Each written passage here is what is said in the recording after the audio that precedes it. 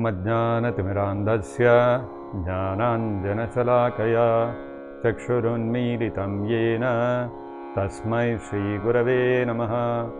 नमो ॐ विष्णुपादाय कृष्णप्रेष्ठाय भूतले श्रीमते भक्तिवेदान्त स्वामिन्निति नामिने। नमस्ते सारस्वते देवे गौरवाणी प्रचारिणे निर्विशेषा शून्यवादी पाश्चात्यदेशतारिणे।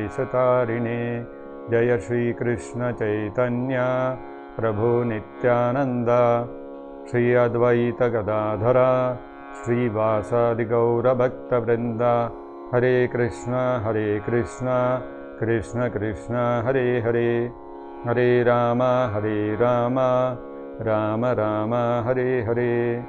मूकं करोति वाचालं पंगुं लंघयते गिरिं यत्कृपातमहं वन्दे श्रीगुरुं दीनतारणम्। Hare Krishna and welcome back to today's episode of the Mahabharata. In the last episode of the Mahabharata, we saw how Yudhishthira Maharaj organized the performance of the Rajasuya Yajna. Different departments, different areas of the event management were handed over to different people. Duryodhana was entrusted with the treasury department, Karna was entrusted with the charity department, Arjuna was entrusted in taking care of the elderly people. Like this, and Bhima of course was entrusted with the kitchen for the cooking because he was an expert cook himself. Draupadi was in charge of distribution of the prasadam to all the guests. Like this, everybody was given different responsibilities, and surprisingly, the Supreme Personality of Godhead, Krishna, took upon himself the washing of the feet of every guest who was coming to the Rajasuya Yajna. So, such a wonderful display of humility by the Supreme Lord himself. And once the Rajasuya Yajna started, we saw how everybody together, upon the proposal by Sahadeva, everybody selected Lord Krishna to be the most eminent personality in that assembly of all rishis, sages, even devatas, demigods headed by Brahma and Shiva. In all their presence, Krishna was selected as the person to receive the Agra Puja, the first worship, and it was accepted by everyone with great happiness, and that is how the Agra Puja or the worship for Krishna was conducted.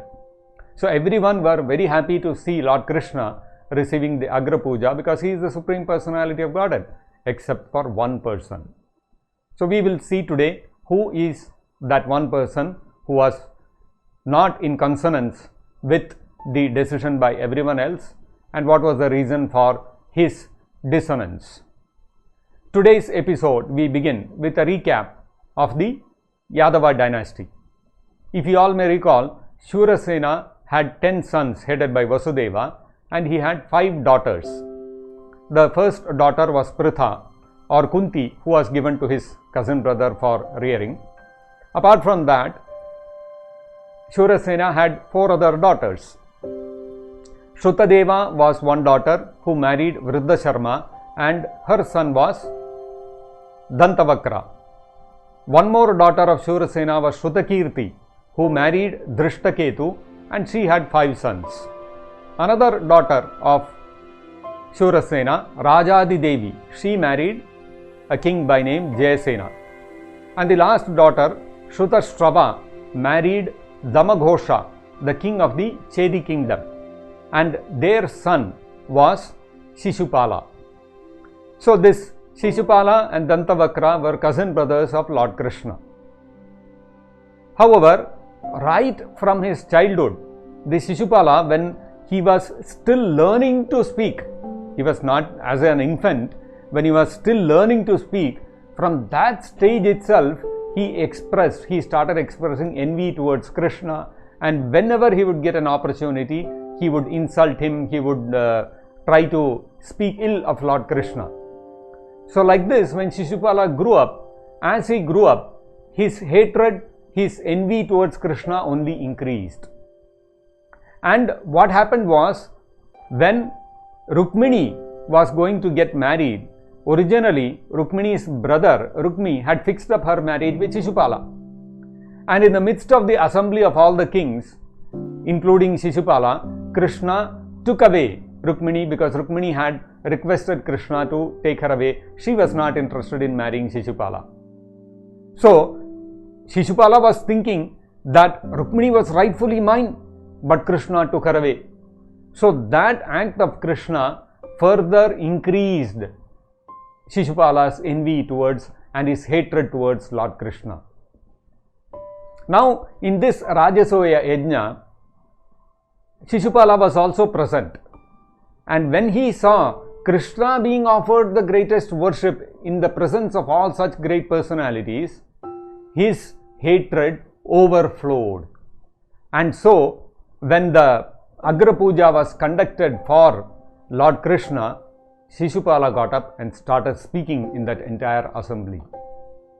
Shishupala started off by saying, "Now I can understand how the influence of time is so powerful that nothing can stop it. We all see how when death comes knocking at our doors in the due course of time, nobody can stop it. Similarly, today, this assembly has so many exalted personalities. There are great liberated personalities who are beyond the influence of the three modes of material nature. There are many learned brahmanas, many highly elevated sages who are capable of liberating others from the bondage of this cycle of birth and death in this material world. There are great devatas like Lord Shiva and Lord Brahma who are present here. There are other great spiritualists who are worshipped even by the devatas. And there are so many prominent kings from all over the world present here. And despite the presence of such great personalities, everyone has got together and elected Krishna to receive the Agra Puja. From this, I can very well understand how the influence of time has deluded all, even such great personalities as the sages and the demigods present here. And I can see how they are not able to see how Krishna is most unqualified for receiving the Agra Puja. Who is this Krishna? He is not born in some great family. He has no good great lineage. He is a cowherd boy, and he was living in the midst of cowherds. Suddenly he came to Mathura and he has become a king now. So nobody knows what Varna he belongs to. Is he a Kshatriya? Is he a Vaishya? Nobody seems to know. And not only that, this Krishna seems to, he always keeps violating the religious principles. The principles of Dharma, he never bothers about them. So it appears as if he is always above the religious principles. And not only that, Mathura is a greatly revered place where all great spiritual personalities go and stay there. And look at Krishna, he left Mathura and ran away to Dwaraka, and he created a city for himself in the midst of the ocean. And he has created that city. Inside that city, there is no discussion about the Vedas at all. What kind of city has he created? And so this personality who is a coward, who runs away from the battlefield, who does not follow any of the religious principles, how can we elect him as the person suitable to receive the Agra Puja? So like this, Shishupala wanted to demonstrate to the people there that Krishna was not suitable to receive the Agra Puja. Actually, fact is that dharmam tu sakshat bhagavat pranitam. Whatever Krishna speaks becomes dharma. Dharma, all the Vedas are actually the etad nishvasitam mahataha. The breathing from Krishna's nostrils are what constitute the Vedas. The Vedas are not written by some ordinary human beings. It is given by the Supreme Lord Himself. So whatever the Lord performs, whatever acts He performs, that whatever instructions He gives, that becomes dharma. And not only that, Krishna is the Supreme Personality of Godhead. He is actually beyond the jurisdiction of all the principles of religion and the Vedas. So, in one sense, what Shishupala said was right, that Krishna is actually beyond all religious principles. Just like if there is a king and the king is going on the road, and he has a cavalcade with him, he has a whole motorcade with him, going with him. Now you cannot say that, oh, look at the king, he is crossing the red light, he is not following the traffic rules. He is the king, he is beyond the law of all the traffic laws. So similarly, Krishna is the Supreme Personality of Godhead. He is the creator of all the dharmic laws, the laws of the which are given in the Vedas. So he is beyond all of them. But of course, Shishupala was unaware of that because of the hatred he had towards Krishna in his heart. Shishupala went to the extent of saying that I consider Krishna no better than a crow. All such vile words he started using, and he started abusing Krishna like anything. When the people in the assembly heard, many people could not tolerate what Shishupala was saying. Many of them, they closed their ears and they said, we cannot hear all this blasphemy, and they left the assembly. And what about the Pandavas? When Nakula heard this, he became extremely livid, and he said, Krishna is the Supreme Personality of Godhead, whose lotus toenails are glorified by the Vedas. If anybody blasphemes him, I will kick him with my foot, and I place my left foot on his head. So like this, Nakula became so angry. Sahadeva's whole body was trembling out of anger. And Bhimasena, of course, he also got extremely angry, and he stood up ready to kill Shishupala. But immediately Krishna restrained all of them and said, no, wait, don't take any action. And when Bhimasena saw this, he became very morose. He said, my arms are like thunderbolts, but in my presence, this Shishupala is blaspheming Krishna and I am not able to do anything. I am being restrained. What use are my arms and my strength? Like this, Bhima became morose. So like this, all the Pandavas, the Srinjayas, the Kekayas, all these kind of kings who are present, they all got extremely angry, and they withdrew their swords from their sheaths, and they were ready to fight with Shishupala to death. And the Shishupala, when he saw all these people assembling around him, the whole assembly becoming against him, he was so foolish, he was not in the least perturbed. He also drew his sword and stood ready to fight, as if he could defeat all of them in a battle. He had a great overestimation of himself. Now, Krishna, when he saw that things were getting out of hand and the peace of the assembly was getting disturbed, so then finally, Krishna was completely undisturbed.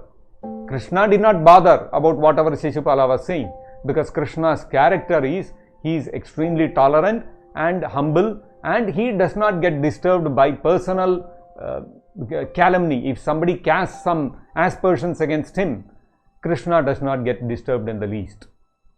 But to protect the peace of the assembly and to satisfy his devotees who are all very greatly agitated, Krishna invoked the Sudarshana Chakra, and that Sudarshana Chakra came forth and it cut off the head of Shishupala. And so even though Shishupala was the maternal cousin of Krishna, still the kind of hatred that he had for Krishna was indescribable, because of which ultimately he had to be punished by the Supreme Lord so that he could stop committing further offenses against the Supreme Lord. Now, an interesting thing happened after Shishupala was killed by the Sudarshana Chakra. In front of all the assembly of the people who were present, they saw a spark coming out of Shishupala's body, which was actually Shishupala, the Atma of Shishupala. So the soul of Shishupala came out of Shishupala's body like a spark, and then it merged into the body of Krishna. This was very astonishing. So from this, what we can understand is, Shishupala, because he was killed by Krishna, the Supreme Personality of Godhead, he achieved Sayujya Mukti, the Mukti, the liberation of merging into the Brahman effulgence. So this is described by Narada Muni to Yudhishthira Maharaj later in another instance. When Narada Muni met Yudhishthira Maharaj, he was describing his the great fortune of the Pandavas, and Narada Muni told Yudhishthira Maharaj that Kamad Dveshad Bhayat Snehad Yatha Bhakteshware Manaha Aveshya Tadagam Hitva Bhavas Tadgatim Gataha. Narada Muni informed Yudhishthira Maharaj, many people, Bahava, many people in the past, they have achieved liberation by becoming free from all their sinful reactions. How? By approaching Krishna, by developing different kinds of feelings towards Krishna, like kama, like lust, bhaya, fear, dvesha, hatred, and sneha, affection. By all these kinds of emotions becoming attached to Krishna in any which way, many people have become free from their sinful reactions and achieved liberation. And then Narada Muni gave examples of these also. He said that Gopyaha Kamad Bhayad Kamso Dvesha Chaidyadayo Nrupaha. He said the gopis achieved liberation by developing lusty desires towards Krishna. Kamsa became liberated by fear, out of fear, becoming attached to Krishna out of fear, because Kamsa was constantly thinking of Krishna while sleeping, talking, waking, walking, eating. In any aspect of life, his only thought running in the mind was, Krishna is going to kill me, Krishna is going to kill me. So Kamsa was absorbed in Krishna out of fear. And Dvesha Chaidyadayo Nrupaha. Chaidya, Nrupa, the king of Chaidya, which is Shishupala, out of hatred for Krishna, he could do nothing but think about Krishna. And so like this, all these personalities got attached to thinking constantly of Krishna, being absorbed in Krishna. And Sambandhad Vrishnayaha Snehad Yuyam Bhaktya Vayam Vibho. Narada Muni said, further, out of familial relationship with Krishna, the Vrishnis, the Yadus also achieved liberation. The Yadavas also achieved liberation. And you Pandavas, out of affection for Krishna, again out of familial relationship, you are also liberated. And Narada Muni gave his personal example that people like me, by rendering sadhana bhakti, devotional service to Krishna, we have also achieved liberation. Now, the whole point is, Narada Muni gives all these examples and he says, Yenapi Manaha Krishna Niveshayet. But somehow or the other, we must absorb our mind in Krishna. That was the point Narada Muni was making. Just like Shishupala, he absorbed his mind in Krishna because of hatred. But then we have to understand, there is a difference between becoming attached to Krishna out of love and affection, out of bhakti, and there is a difference between getting attached to Krishna out of some negative emotion like Kamsa and Shishupala. Kamsa, Shishupala, these people merged into the Brahman effulgence. They got Sayujya Mukti.